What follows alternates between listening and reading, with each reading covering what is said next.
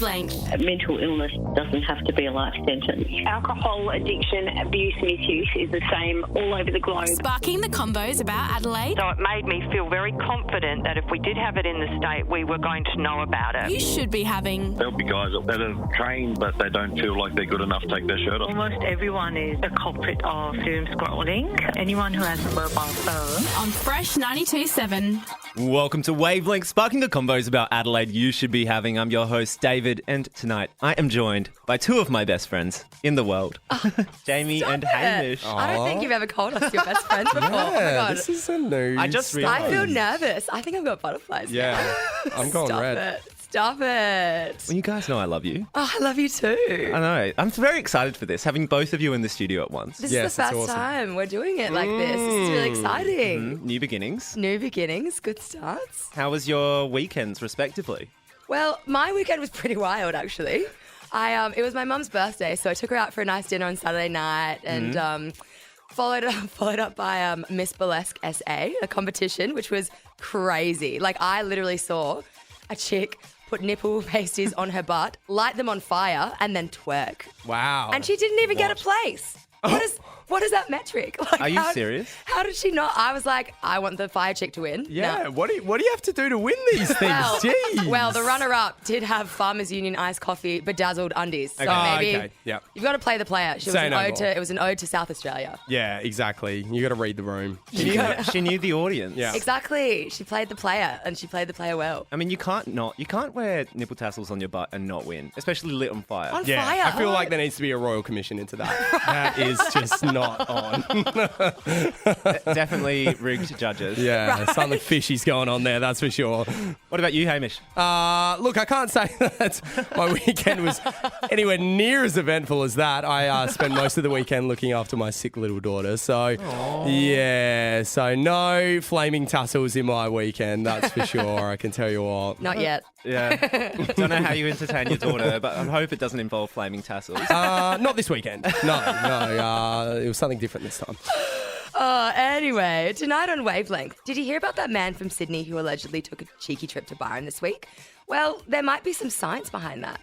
The town is known for its surf and sun, but what's really going on in the paradise during COVID? We're also going to chat about some controversy around this year's census. But next, we're asking, how does Australian workplace culture need to change? You're listening to Fresh.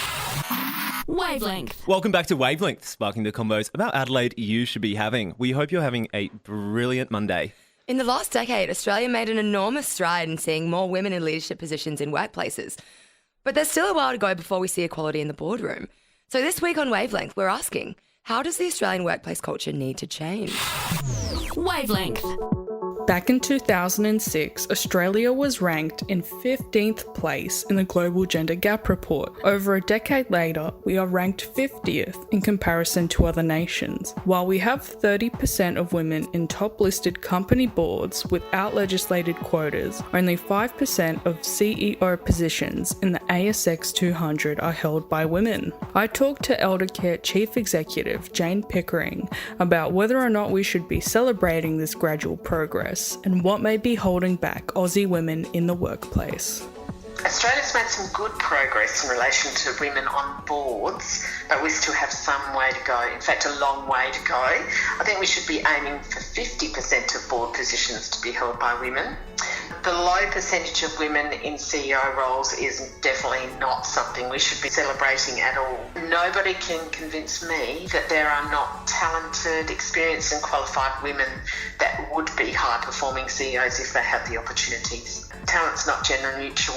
This low number is a clear indicator that there's still significant barriers for women to win these roles. Clearly, a lot more needs to be done to ensure that women have the opportunity to become executives and CEOs. Actions required are multifaceted, but it all starts with the basics of gender equity, which is about respecting women and accepting that talent is gender neutral and that there are significant barriers for women in workplace, that it isn't our fault that we can't climb the corporate ladder. You mentioned there that there are significant barriers for women. What kind of barriers will they face?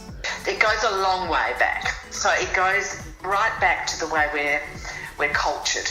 and even to the subjects that we choose in school, and the expectations of us as women in society about what roles we'll take up when we leave school. And there's still a lot of pressure for women to go into gendered types of roles. So it starts right back there about our own expectations of ourselves and also the expectations of society. But then there's other barriers. I mean, there's still a bit of the boys' club that happens, and we know there's a lot of evidence that women do have to work harder and be smarter and to be higher performers to be able to be appointed to those executive and CEO roles. Well, 1 in 2 mothers have reported experiencing discrimination in the workplace at some point during pregnancy, parental leave, or on return to work. Why is this so prominent in Australian workplaces? It's cultural, isn't it? It goes back to the value that our society places on women. Until women are equally valued and respected in society, then this discrimination will just continue. Is the kind of culture you're talking about the one where women are expected to be mothers first? Yes, it is. Mothers, carers, taking up the soft roles in society that are actually, care-based roles, and the ones that, we're expected to do. Are there any economic benefits to having more women in senior positions?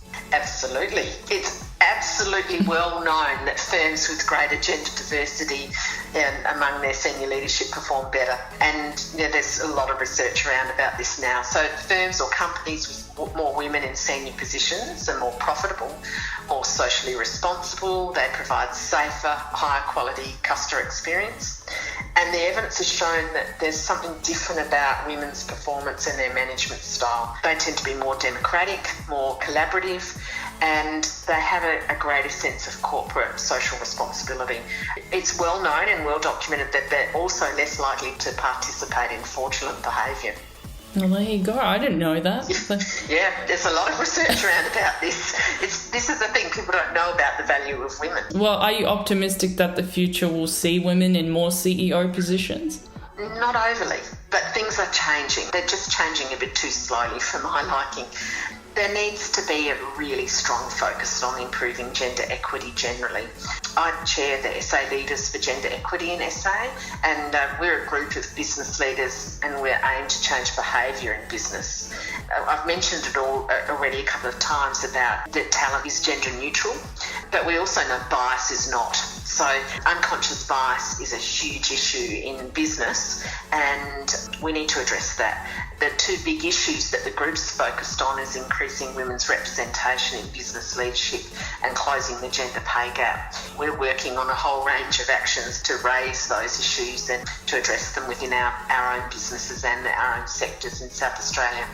But in answer to your question, look, we are seeing some changes, but it's way too slow.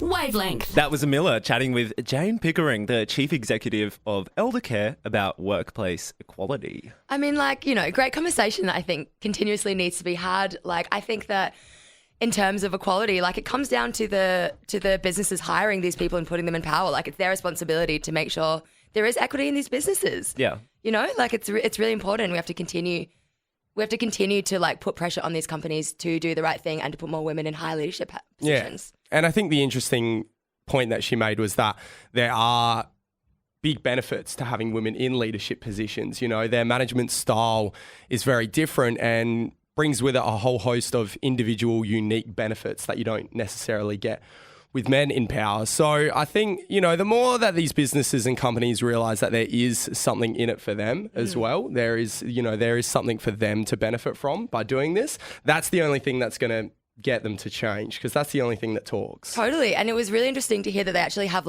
research now proving that the companies where they do have women in leadership positions do better. So it's good to seeing this, seeing all of this research. Hopefully now businesses will be like, oh, cool, I'm actually seeing tangible results. Yeah, it's actually fact-based. I mean, we all knew that anyway. We all know that. I mean right? Women are better leaders. Well, yeah. Better negotiators, better chatters. Just better. Just better, right? Yeah, I'll take that one. Yeah. On behalf of all women, I'll take this one on. Jamie speaks for all women out there. Yes. Yep. Anyway, coming up after the break, we'll be giving you an inside look into what it's like to live in beautiful Byron during these COVID times. You're listening to Wavelength on Fresh 92.7. Wavelength. Welcome back to Wavelength with David, Jamie and Hamish tonight, sparking the convos about Adelaide you should be having. So, Jamie, you've done tonight's interview. It's very topical in light of everything going on in New South Wales. The whole state's in lockdown, basically. Yeah. Can you tell us a bit about this chat that you had? Yeah, I can. So this is an interview I did with a friend of mine, actually. Her name's Charlotte, and she moved from Melbourne to Bangalore, which is about 15 minutes from Byron. Now, I did this interview about 2 weeks ago, so before they actually went into their lockdown, because she was telling me about a really horrific experience of what it was like to live in Byron. Right. And she was saying that... Sounds fair. Yeah. Right? Burn the influences. No. No, and she was telling me about, like she was a minority in like wanting to wear a mask and wanting to be safe, and like there were so many anti-vaxxers around that she had this really, really traumatic experience. But anyway, I'll let the interview do the talking, and here it is.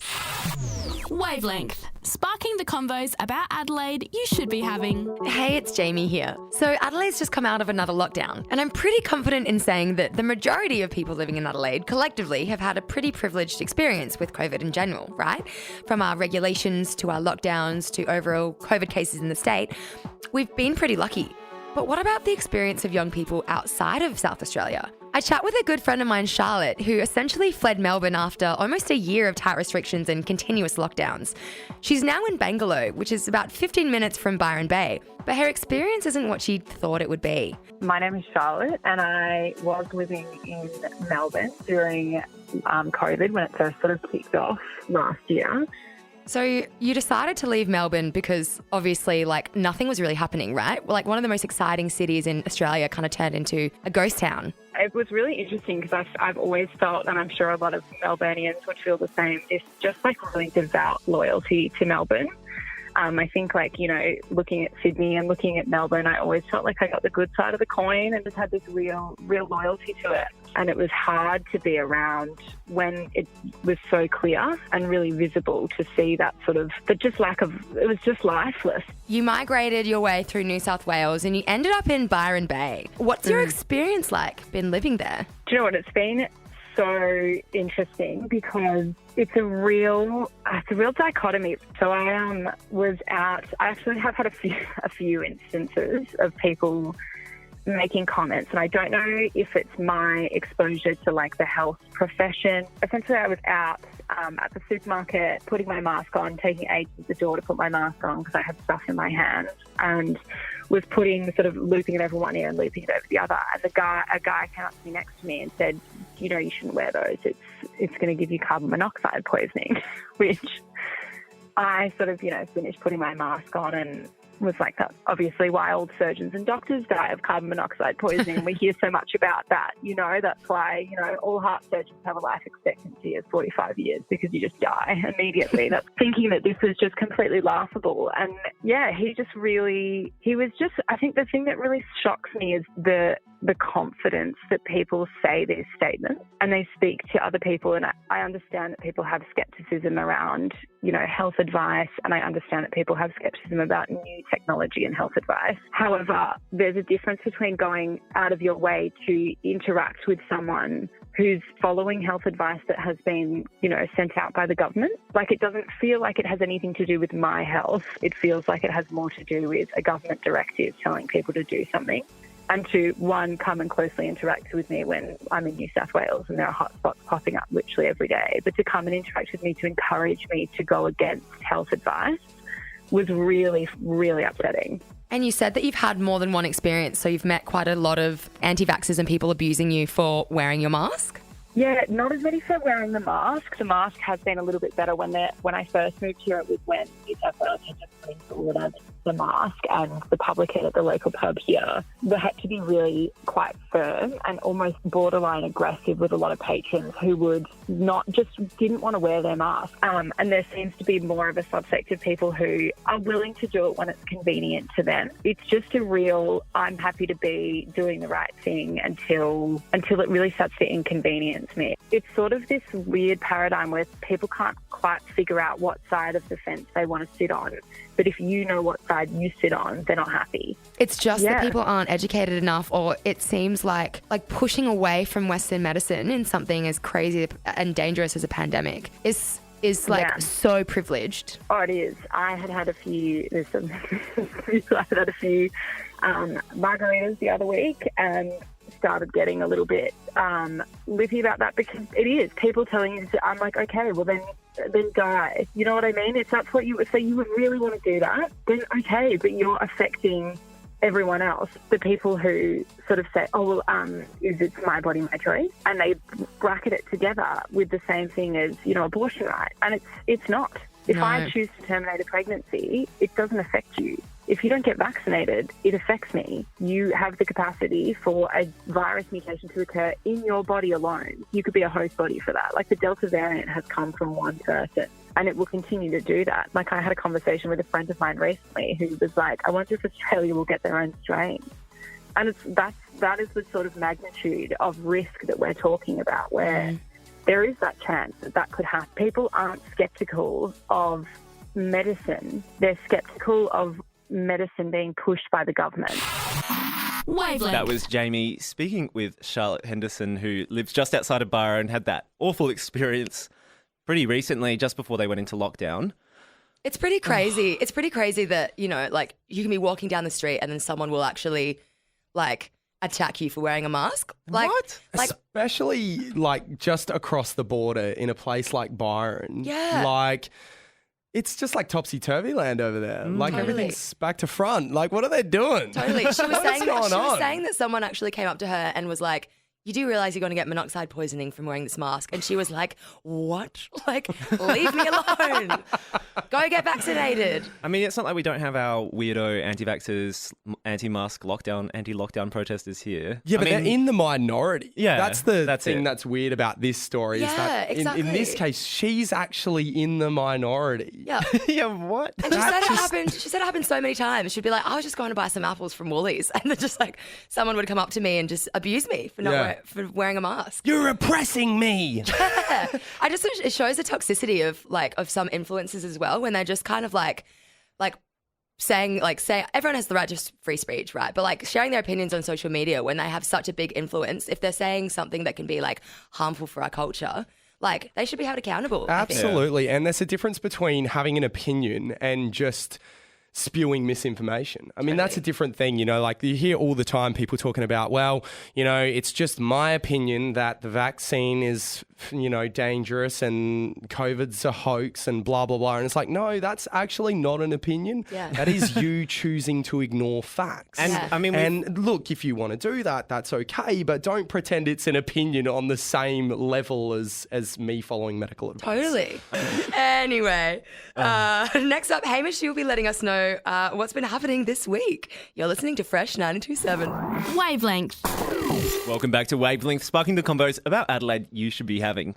Right now, we're cracking into our weekly segment where Hamish explains what the hell has happened this week. What the hell is going on this week? Wavelength on Fresh 92.7. Well, another week inevitably brings with it another news cycle, which we will inevitably pick to pieces. This week, local pubs and restaurants around the state took matters into their own hands in the fight against vaccine hesitancy, starting a shot-for-shot initiative promising free drinks for those who've received their jab. And finally, someone who understands the language of the people. It's like they say, if you want a job done properly, you've got to do it yourself. Because as we all know, the one thing that unites Australians across all ideological divides is our crippling alcoholism. Scott Morrison may have said the vaccine rollout isn't a race, but it sure as hell is one now, even if just to the bar.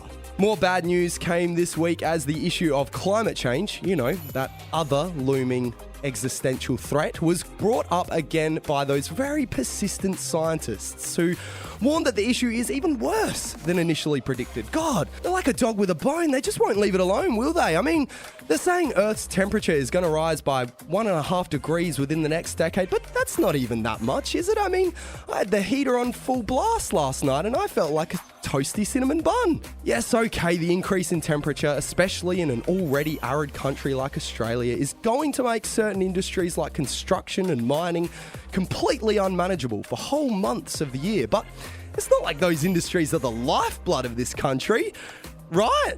Anyway, that's future me's problem, am I right? Described as being fun for the whole family, the Census kicked off on Tuesday night, where hilarious dads across the country chuckled at the number of hours of unpaid work their poor wives complete throughout the week. One group people began to realise were still not represented on the census, though, were those from our LGBTQI+ family. No wonder they felt invisible all these years, because, according to the government, they literally are. In some very, very welcome news, the Pfizer vaccine is now available for everyone over the age of 16, which means for all of you special little snowflakes who wanted to wait for Pfizer, your time's up. Just get the damn jab. I just want to go back to vomiting on someone's shoes at a crowded music festival and perpetuating negative stereotypes of Australians in Bali again. I mean, don't you?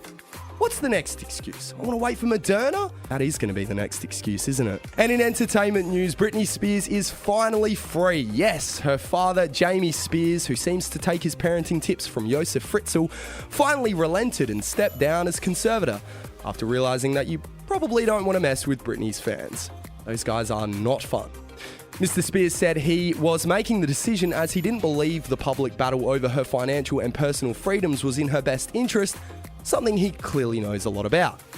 And that's what the hell has been happening this week. Wavelength. Thanks for that, Hamish. That's my favourite part of the show. Yeah, same. I just straight up think that's the funniest thing of the show. It's so good. Thank you. God, you tapped into a lot of topics there. Can we chat about Britney, though?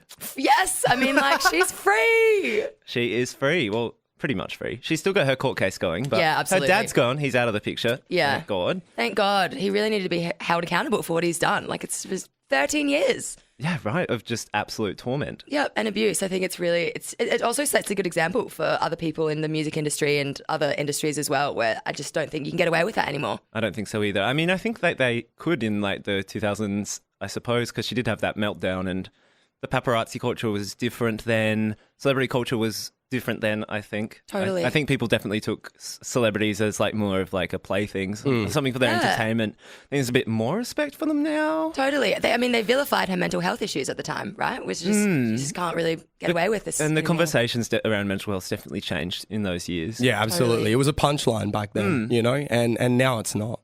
Yeah. You know, it's considered bad taste to make jokes like that. Totally. I was thinking of the guy, the guy from the video where he was like, leave Britney alone. Yeah. He would have been like, I told y'all. Yeah. He would have been like, y'all should have listened to me. Yeah, probably should have listened to that guy. He was well ahead of the curve, wasn't he? Right? Yeah. What's next? Can he predict the next thing? I know. Bring him out. I wonder what he's doing right now. Probably a psychic. Yeah. Psychic reading. Yeah. Let's get him on the phone. I know. Bring him to the Adelaide Body, Mind and Psychic and Hemp and Cannabis Expo. Next year. Isn't he the founder? No, Hamish. We spoke to the founder earlier this year. Right. Jamie met him. Yes. I also I want to talk about the jabs as well, because I've actually I kind of got caught in the Highgate situation where I booked my appointment and then it got cancelled and they kind of they brought it back. But now I've gotten it again, so I'm able to go get mine. So good. Have you got your jab yet? Yes. No, I haven't got it yet. I'm getting it on Friday. Are you going to Highgate as well? I am. Yeah, they sent me that text. It was such a good feeling. How exciting. I know. I want to get my jab. I know. I can't wait. We can chat more about jabs later in the show. You're listening to Fresh 92.7. Wavelength. Welcome back to Wavelength with David, Jamie and Hamish this week, sparking the convos about Adelaide you should be having.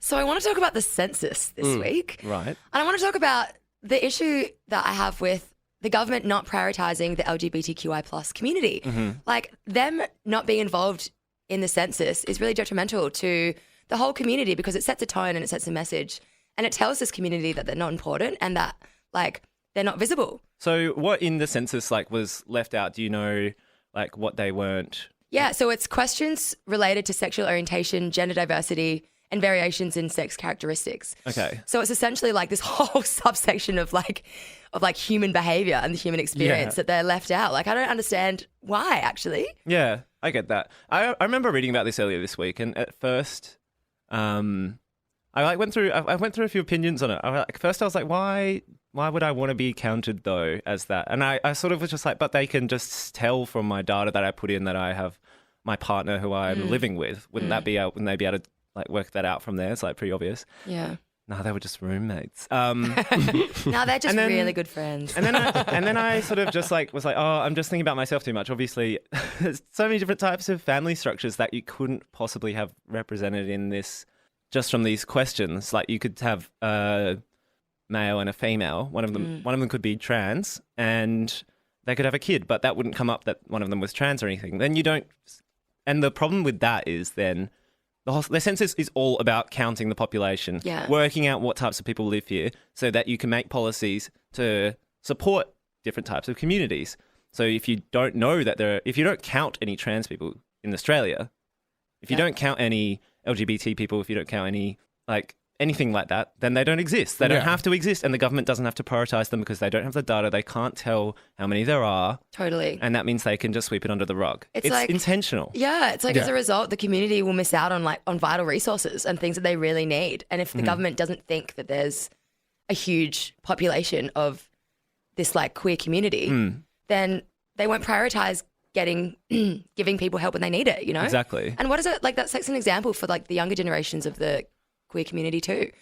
Like, how will they feel if they think that they're not even prioritised on the census? Like, they'll think that they're not important. It's just like, it's like not having accurate representations of the queer community on TV. You know what I mean? If you don't see someone similar to you, then it doesn't exist. Then it doesn't exist. Exactly. And the whole point of the census is to create this picture of Australia, you know, and create a complete picture of what Australia is. An accurate one. Yeah, that's right, an accurate one. And at the moment, it's not. It's not. If you're leaving massive chunks of society out of it and not allowing them to have that sort of representation, then you're not painting a picture at all. I mean, it's picking and choosing. It's incomplete. Totally. You know? It's unfinished. I mean, we're not talking about like what are your hobbies, like what music do you listen to. We're talking about like things that are just human. And the crazy thing is, like, you say that, but there are some really crazily specific questions in the census. Yeah, there are some really They do bizarre want to know, ones. like, a lot about what goes on in your life, but not,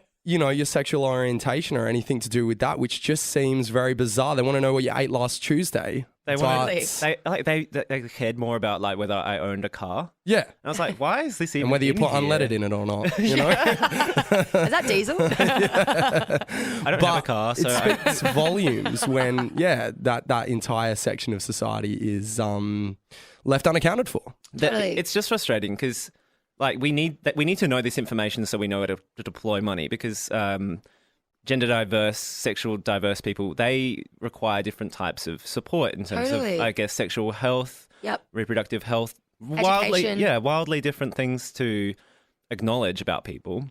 I mean, you don't have to ask like your teenage child like whether they are, but like once you're an adult, you should be able to say like with confidence about yourself. And but at the same time, I was also then like, oh, do they need to? It seems a bit weird to know this much detail about someone. But then I'm like, no, this is just like, I don't consider it a big part of myself that I'm gay, but I suppose it is like just an inherent part of myself that should be counted, you know? Totally. It's still a part of who you are. Yeah, exactly. And, you know, as we all require different, unique, specialised approaches in all aspects of our life, why is that any different for the queer community? Did you guys end up doing the census though? I didn't do it. My roommate did it for us because it was just like per household, wasn't it? Yeah. Yeah. So she just did it for you? Yeah. Yeah, I got... How did she know like how much money you earn? I was just like sitting on the couch and she was like, I'll just do it.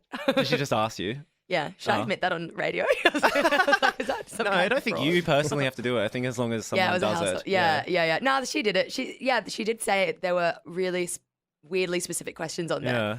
Like where you've been in the past week and like, you know, just What was like the where you last go to the book you shops. finished? Yeah, what brand of underwear are you wearing right now? You know? Yeah. What are you wearing right now? Yeah. What are you wearing right now? Scotty. Census, me, I'm wearing dirty. Census.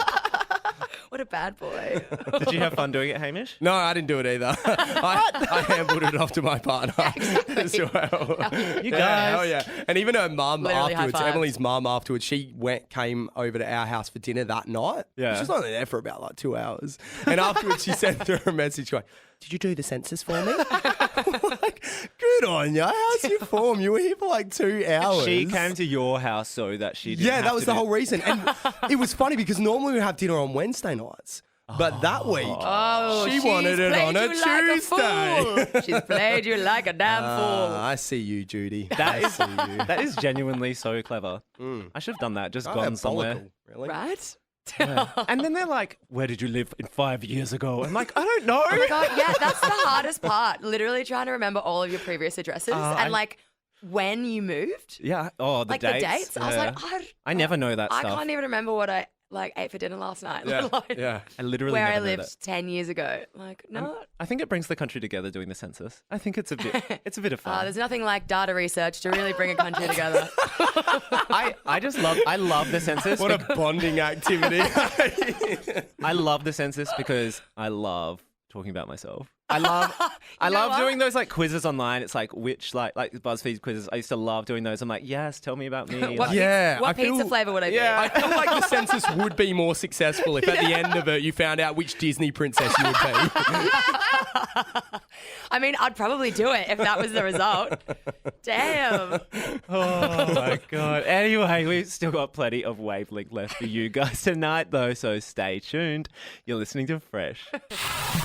Wavelength. Welcome back to Wavelength, sparking the combos about Adelaide you should be having. I have some good news for you two. Lay it on us. I'm getting vaccinated this week. Hey! Oh my God, you're getting the jab. I am getting the jab. I'm getting the Pfizer jab. Oh, that's some hot property at the moment. I know, it's very fancy. It's the fancy pants Oh my over God. there. Are you going to Highgate to get it? I am going to Highgate, get to get my designer vaccine, and It's my Gucci vaccine. I mean, it's a very long story, the Highgate stuff. So in case you guys, I don't know how you would have missed this story, but on Monday, literally a week ago, they opened up Pfizer shots to anyone over 16 at Highgate. They said there was an oversupply and a massive amount of people just totally booked out every Pfizer dose there. Totally. Me included. You included. Yeah. There we go. So I got in one appointment for my first dose. I didn't get my second, but I got in for my first, which is on Friday.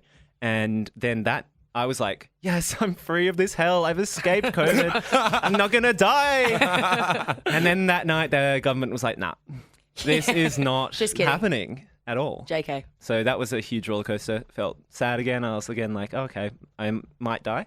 And then on Wednesday, the state government announced, was it Wednesday or Thursday? Sometime last week. Yeah. They I announced that everyone could book for Pfizer. Yeah, it was a real flip around, wasn't it? Huge, yeah. It was my neck saw whiplash from being like, wait, what? Am I going to die or not?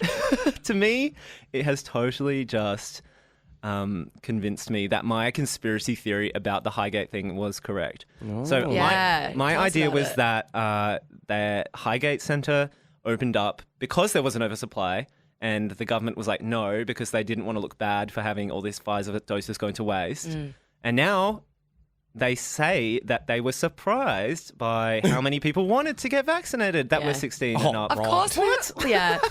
So the clinic went rogue, you think? I think the clinic went rogue. Yeah. I love that from them. And Yeah, that's cool. And I think that the power of like young people in Adelaide, like fully being prepared to roll up their sleeves and get this vaccine, Absolutely. is the reason why this has changed now. Why the government changed It's their all very position on it. coincidental, isn't it? Bit weird, isn't it? Yes. I think you might be onto something there. Good on everyone, though. Like, I actually just want to, like, it's so great that so many young people Not are good really... on everyone, Jamie. Good on us. Yeah. Good on us young true. people. Yeah, true. Right? But we're like, we know what's up, and like, we need to be more. I think we need to be validated more for for making decisions and like. I think it's also we have a life to get back to. Yeah. Old I got people are stuff like, to well, do. I'm just sitting I'm around busy. anyway.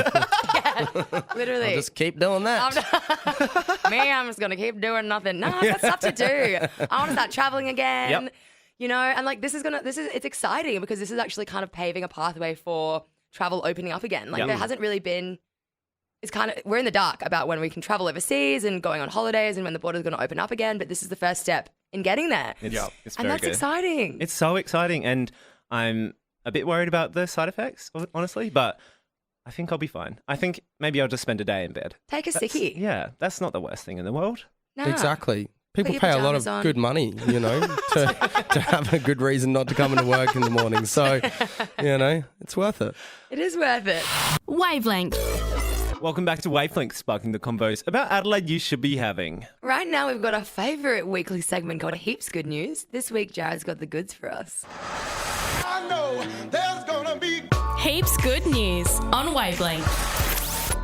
Hi everyone, I'm Jared McLaughlin with another helping of Heaps Good News for you all to devour.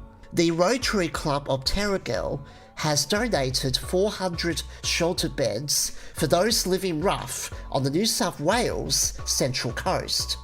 Produced by a homeless refuge in Cape Town, South Africa, the giant portable and lightweight beds, which are also water and windproof, will be distributed across multiple homeless support services so that once current lockdown restrictions ease, their clients won't be so traumatised when transitioning out of temporary accommodation.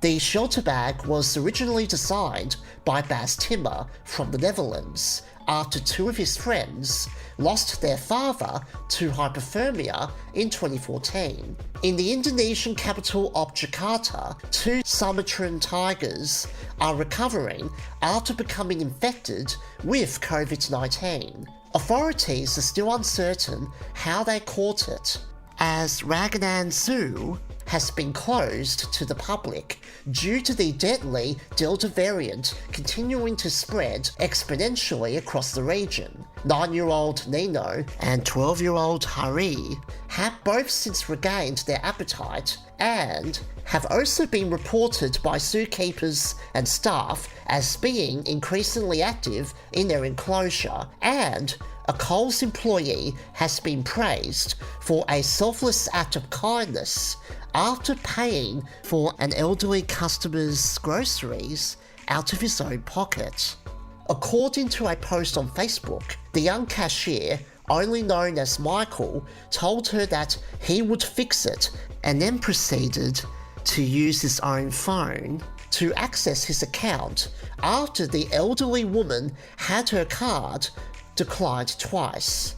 Now, if only more millennials were this charitable and generous to those in financial strain. That's it for Heaps Good News for another week. Catch you all then. Wavelength. Anyway, that brings us to the end of the show tonight. Thank you guys for listening. Make sure you're subscribed to the Wavelength podcast on Apple Podcasts, Spotify, or anywhere else that you get your podcasts. You can listen back to our old episodes right now, and you'll be the first to know when this week's episode goes up. That's right. What have we got on for next week, Jamie? I know you've got a great interview for us. Yes. So we've got a story on mental health in sports, which is a really topical story, especially coming out of the Olympics. Yep.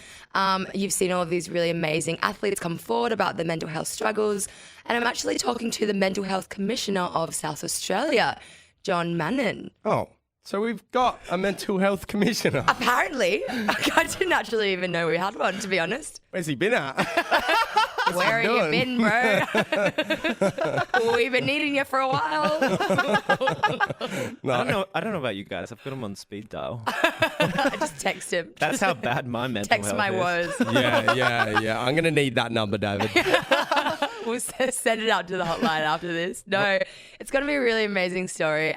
So make sure you stay tuned for next week. It's going to be a good one. Thank you for joining me tonight, Hamish and Jamie. It's been a pleasure having you both in the studio. Oh, it's been good fun, haven't we? We've had a laugh. We've had a bit of a laugh. It's been always good. do. I know. No, it's been amazing. We'll see you guys next Monday. You're listening to Fresh. See ya. Wavelength.